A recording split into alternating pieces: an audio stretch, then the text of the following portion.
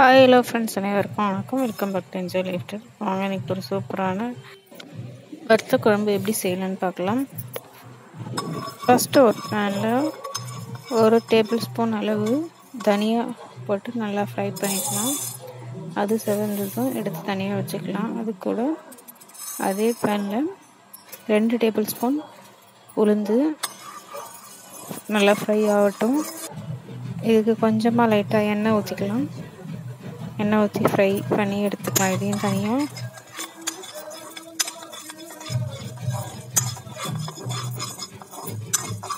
அதே பேனில் 2 table spoon கடலைப்பருப்பு அதையும் சேர்த்து நல்லா ஃப்ரை பண்ணி எடுத்துக்கலாம்.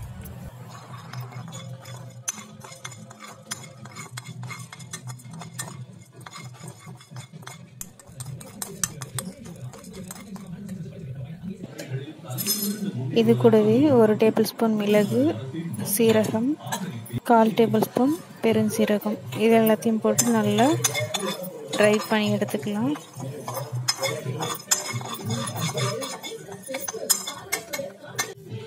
ரெண்டு டேபிள் ஸ்பூன் தேங்காய் இதையும் நல்லா ஃப்ரை பண்ணிக்கலாம்.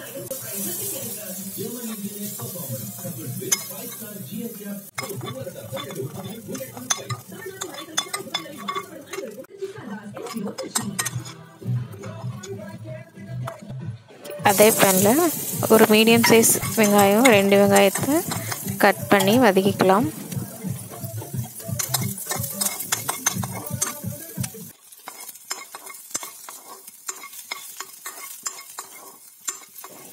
இது கூடவே ஒரே ஒரு தக்காளி அதையும் கட் பண்ணி போட்டு வதக்கிக்கலாம்.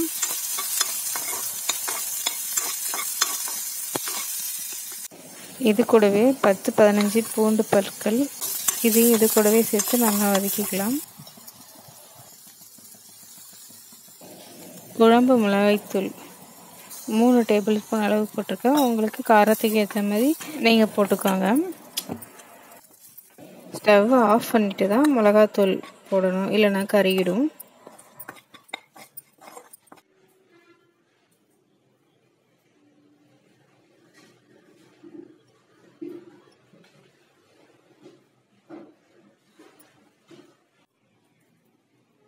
வறுத்த மசாலாஸ் எல்லாத்தையுமே ஒன்றா சேர்த்து ஒரு மிக்ஸி ஜாரில் போட்டு அரைச்சிக்கலாம். இது கூடவே வதக்கி வச்ச வெங்காயம் தக்காளி அதையும் சேர்த்து அரைச்சிக்கலாம்.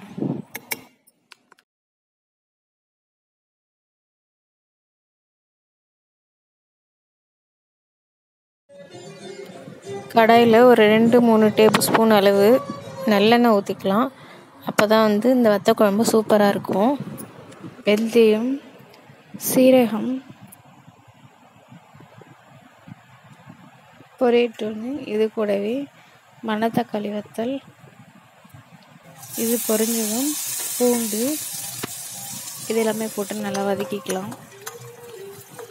நல்லா வதக்கிட்ட பிறகு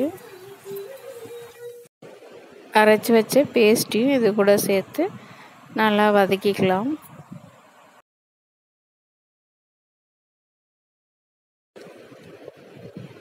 கருவேப்பிலையை சேர்த்துக்கலாம்.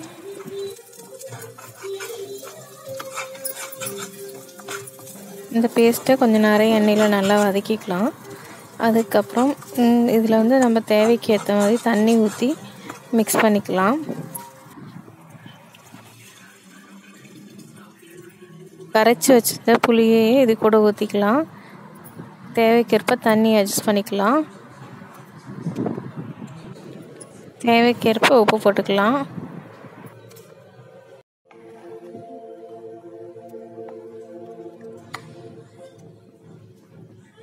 இந்த குழம்பு பார்த்திங்கன்னா நல்லா கட்டியாக வரும். குழம்பு நல்லா கொதிக்கணும். அதுக்கேற்ற மாதிரி தண்ணி அட்ஜஸ்ட் பண்ணி ஊற்றிக்கோங்க.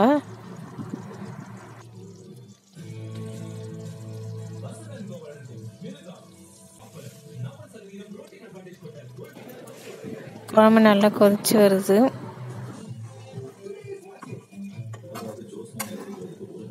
அவ்வளோதான், வத்த குழம்பு சூப்பராக ரெடி ஆயிடுச்சு. நீங்களும் இது போல் ட்ரை பண்ணி பாருங்கள். இந்த சேனலை பிடிச்சிருந்தா மறக்காமல் லைக் பண்ணுங்கள், கமெண்ட் பண்ணுங்கள், சப்ஸ்கிரைப் பண்ணிக்கோங்க. தேங்க்யூ ஃபார் வாட்சிங். பாய்.